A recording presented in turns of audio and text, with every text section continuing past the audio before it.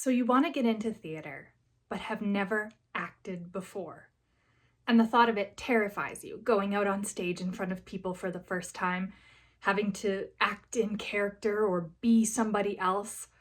But maybe you've just graduated and you finally have some free time and you want to play in the theater. Or maybe you're retiring and have some free time and want to play in the theater. Or maybe your local community theater is putting on a show you've always dreamed of doing and you've worked up the courage and you're going to audition. That's amazing. I'm really proud of you. Those are really tough choices to make, to want to put yourself out there like this.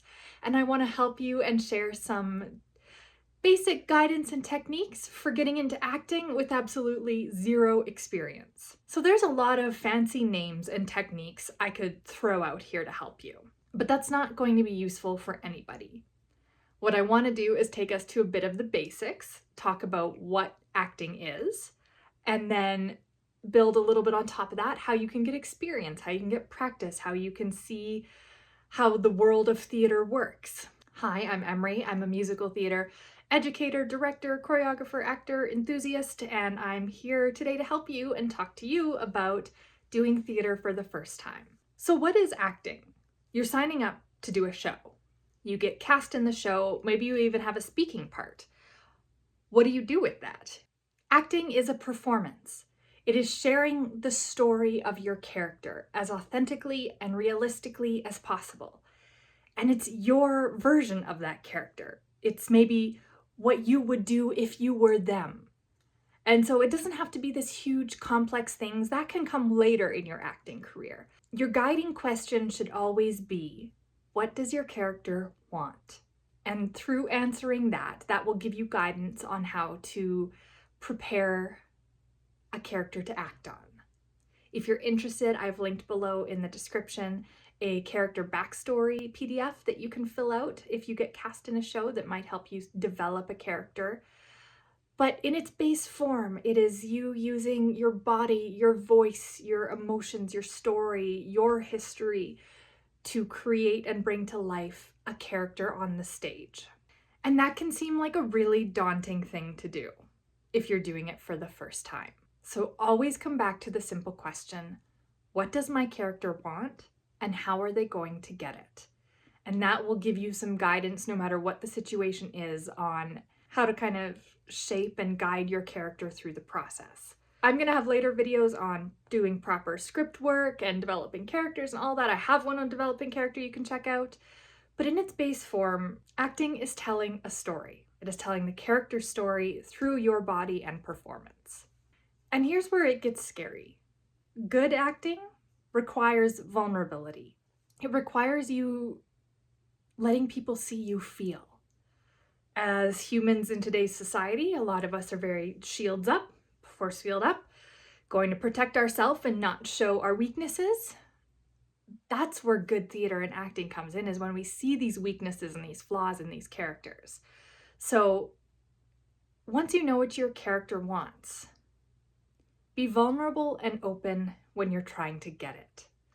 And that's such a scary thing to be. And that's kind of the joy of theater, is that you get to come here and play and like try all these things in what should be a very safe space. And being open and vulnerable is part of the art of it all. And so don't kind of close yourself off from that. Don't protect yourself and go for perfection, especially if you're just starting. Just be open and grounded and give it your best go. Your director will guide you where they need you to be. But what you need to offer is true emotion, which is actually also super complicated and advanced, but it's not if you peel away everything to its base layer, authenticity. So those were kind of two woo-woo acting answers, right? Know what your character wants and let yourself be open and vulnerable and authentic to try to get it. Let's talk about some practical things about joining theater for the first time. Like joining any group, sport, company, they've got their own words and their own way of describing things. So say you get cast in a show and they're like, great, can you wait in the house till your call time? And you're like, that was a lot of words, I don't understand. Or you're rehearsing a scene and the director says, perfect, can you move downstage right when you say that because it's a cue line? Another bunch of words I don't understand. You need to learn the jargon. I'm here to help with that. I just did a whole series, 31 days of theater jargon that you can check out, and just do some research. Ask questions if the director uses a term you don't understand. Ask for questions and clarify, or go after rehearsal and ask for clarification. But, things like downstage, upstage, stage right, stage left, backstage, front of house, like all of these things are just terms we throw around in the theater because we know what they mean. But someone coming in will have no idea what the difference between normal right is and stage right is. It's the same thing. It's the actor's right and left. But you wouldn't know that if you've never done a show. So you need to do a little bit of research and reading, find out some of the jargon. Again, check out the playlist. I'll help you a lot. But it's a little bit on you to figure it out, right?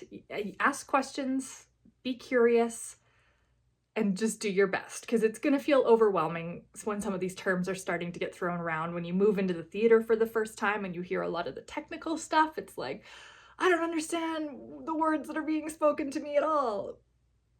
For safety reasons, ask questions, be safe, learn. Remember, research. And speaking of research, that is tip number 4. Go to your local library.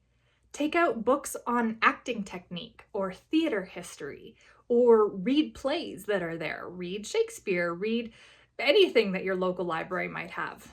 I'm not sure the breadth of what plays would be there. But familiarize yourself with the world of theater. Like trying a sport for the first time or starting at a new company, there is a long backstory that goes with the reason we do things the way we do them. And so if you can do some reading, and if you pick up a book on Meisner and read it through, and it might not make much sense to you exactly what that acting technique is like, but you've still learned something from it, and you've still made an attempt to get into this world. So if you're brand new to theater and you're feeling overwhelmed by everything, read, do some research, watch some history of theater videos, whatever that means to you. Just embrace the world a little bit, embrace the culture, find out more about the back end of things, the history and the coming to why we use the terms we do and why we stage things the way we do and that type of thing. So read, research, watch videos, listen to audiobooks. Whatever your time commitment and monetary commitment has available, again, for this fun hobby thing that we're doing. I realize that's not a ton of time in most people's lives, but, do a little research. Find out a little bit more about the world of theater. And in knowing more about the world of theater, get involved. If you are working with a local theater company, volunteer. Volunteer at their events, volunteer to be front of house and watch other shows that are happening. Volunteer to help build sets, paint sets, make props. There's so many things that need to be done in a theater, and a lot of community theaters are fully volunteer run, that if you volunteer your time, you're going to get this snapshot into the back end workings of putting on a production, and it's going to be that much more valuable of an experience for you when you get to do this show and you've put in this other work to also help make it come to life. It's just so fulfilling when you can help on both the creative side and the practical side of things that need to get done.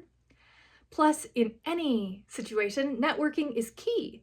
If you put yourself as a member of the community that shows up to help, that shows up at the fundraisers, that shows up to watch the other shows in the season that you're not in, that shows up to take classes and workshops and things that are being offered by your community theater, I guarantee you that will help you get different and better roles in the future, because you're putting yourself in these directors' minds as someone who wants to be involved and help. And believe me, as a director of a community theater, that is immeasurable, okay? When somebody is super creative and talented and wants to be on the stage, but also shows up and helps with other shows, it's like Christmas. So get involved, meet new people. That's half the fun of, well, that's more than half. That is the fun of theater, is going to rehearsal and being with these other creatives and making something beautiful. So get into it, enjoy that, enjoy the process of it. And my last point goes back to being a little more woo-woo, but be open to learning and be open to criticism, which is a really hard thing, I know, for most of us, especially when it's something as genuine as acting, where you're like pouring your heart and soul into it, and so it feels like criticism on the acting is criticism on you.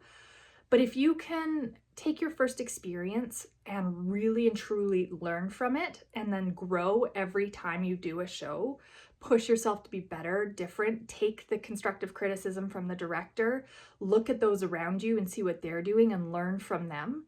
If you can be truly open-minded and an enthusiastic learner, that is going to serve you so well as an actor. What you don't want is to come into your first show being like, Emery told me to research, I read a book on acting, and I now know how to act because I read this book. Therefore, boom, here you go. And then be stuck in that. Learn, grow, always. Even after 30 shows, I would give you the same advice. Learn and grow. Be open to constructive criticism. Take critiques, not personally, but for learning's sake, and work and grow as an artist. I hope this was helpful.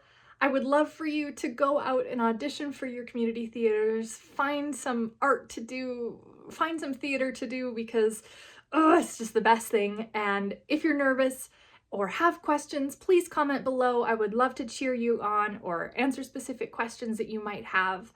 I think it's super brave doing theater for the first time, and I'm very, very proud of you if you are. So cheers. I will see you soon for more theater goodness. Bye.